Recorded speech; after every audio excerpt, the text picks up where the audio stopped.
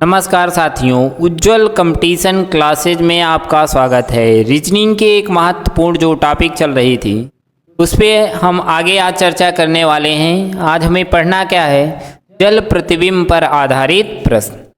तो आइए हम सवाल को देखते हैं। दिए कहा गया है कि एक घड़ी में 3:20 हो तो उसका जल प्रतिबिंब समय क्या होगा। तो हम क्या करेंगे, ऐसी सवाल जब आएगी जल प्रतिबिंब तो हम क्या करेंगे 18:30 में से घटाकर उत्तर लिखेंगे। हमें कहा दिया क्या गया है 3:20। तो देखिए इसको घटाएंगे तो हमारा क्या आएगा 10 मिनट, और इसको अगर घटाएंगे तो हमारा क्या आएगा 15। हमारा क्या होगा 15:10। तो कौन सा उत्तर हमारा सही होगा? Option number C. तो हमें उम्मीद है कि ये सवाल आपको समझ में आई होगी। आइए हम अगली सवाल को देखते हैं। अगली सवाल दिया क्या गया है कि एक घड़ी में 5:25 हो तो उसका जल प्रतिबिंब समय क्या होगा। तो आपको क्या करना है 18:30 में से घटाकर उत्तर लिखना है 5:25 आपको दिया गया। इसको घटाएंगे 0.5 मिनट हो जाएगा और ये क्या होगा 13:05। हमारा कौन सा ऑप्शन सही होगा?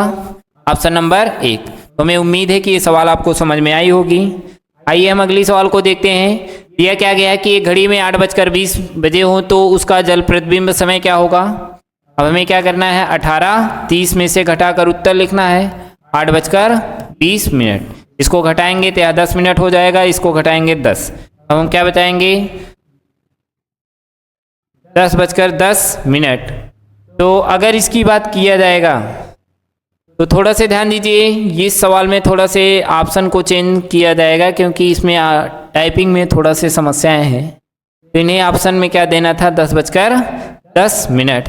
तो इसी को हम थोड़ा से चेंज कर लेते हैं। ऑप्शन नंबर बी को क्या बताएंगे 10:10। तो आइए हम अगली सवाल को देखते हैं। देखिए अगली सवाल में दिया क्या गया कि एक घड़ी में 3, 6, 9 और 12 के स्थान पर बिंदु लगे हैं। जैसे आप हाथ वाली घड़ी है, इसमें आप पहनते हैं तो आपको बिंदु दिखाई देता है कि इसमें 3, 6, 9 और 12 के ही स्थान पर बिंदु लगे होते हैं और शेष को डाट रख दिया जाता है। कह रहा है कि यदि घड़ी में 9:42 हो रहे हैं तब जल प्रतिबिंब में समय क्या होगा। जब ऐसी सवाल आएगी मिनट की संख्या जब 30 से अधिक होगी तो इसी को हम क्या लिखेंगे 17:90। इसका अर्थ भी हुआ 18:30, क्योंकि 60 मिनट इधर लाएंगे तो ये भी 18:30 हो जाएगा क्योंकि बच्चे के यहाँ 30 मिनट ना। तब आप क्या करेंगे 9:42 में हमें घटाना है 9:42 और इसको घटाएंगे तो हमारा 48 मिनट आ जाएगा और इसको घटाएंगे तो 8। तब हमारा क्या आएगा 8:48। तो कौन सा ऑप्शन सही होगा? Option number B. तो हमें उम्मीद है कि आपको सवाल समझ में आई होगी। आइए हम अगली सवाल को देखते हैं। अगली सवाल दिया क्या गया कि एक घड़ी में केवल 3, 6, 9 और 12 के स्थान पर बिंदु लगे हैं। यदि घड़ी में 11:42 बजे हैं तब जल प्रतिबिंब में समय क्या होगा। तो हमें क्या करना है 17:90 में से घटाकर उत्तर लिखना है। दिया क्या गया है 11:42। इसको घटाएंगे तो 48 मिनट आ जाएगा। इसकी बात किया जाएगा 6 आएगा हमारा। तो इस ऑप्शन में भी थोड़ा से हम करेक्शन करेंगे क्योंकि ऑप्शन नंबर सी में यही बनाना चाहिए था 6:48, क्योंकि थोड़ा टाइपिंग एरर है, इस कारण ये सवाल में थोड़ा से समस्याएं हैं। आइए हम अगली सवाल को देखते हैं। दिया क्या गया है कि 6 से 9 निर्देश एक घड़ी 1 बजे में 1 बार, 2 बजे में 2 बार, अर्थात जितना समय होता है उतना ही बार बोलती है।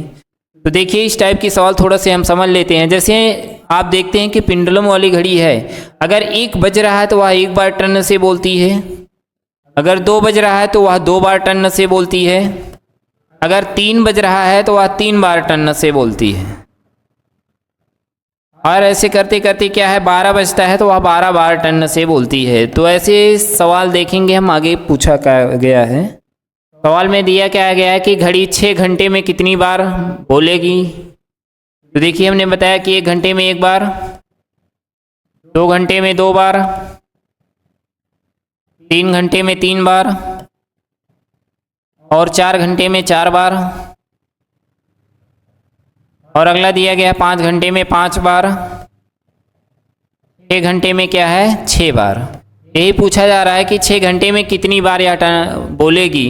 तो देखिए 6, 5, 11, 4, 15, 3, 18, 2, 22, 21 बार यह बोलेगी। लेकिन एग्जाम में आपको ऐसे करके लिखना नहीं है, नहीं आपको 24, 36, 48, 60 घंटे ऐसे दे दिया जाएगा तो इसमें आपको कन्फ्यूजन आएगा।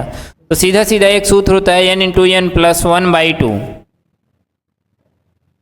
तो देखिए n का मान हमें क्या रखना है, 6 घंटा, 6 और 6 और 1 जोड़ेंगे कितना आएगा हमारा, 7/2 रखना है। तो 6 × 7/2 को काटेंगे 3 7 त्रिक 21, कितनी बार आएगा, 21 बार। तो हमें उम्मीद है कि ये सवाल आपको समझ में आई होगी। आइए हम अगली सवाल को देखते हैं। देखिए अगली सवाल हमें दिया क्या गया है, देखिए अगली सवाल हमें दिया क्या गया है कि घड़ी 9 घंटे में कितनी बार बोलेगी।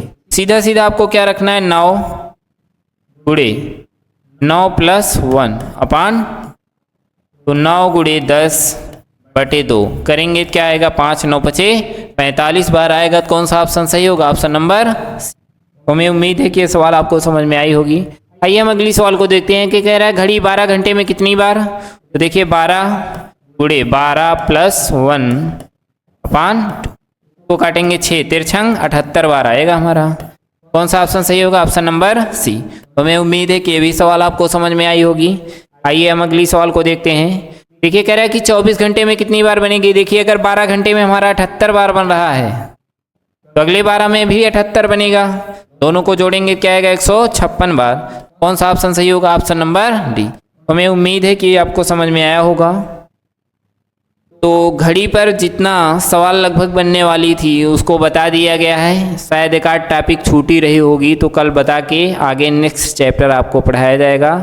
अगर वीडियो आपको अच्छी लगी हो तो लाइक करिए, कमेंट करिए, शेयर करिए। धन्यवाद।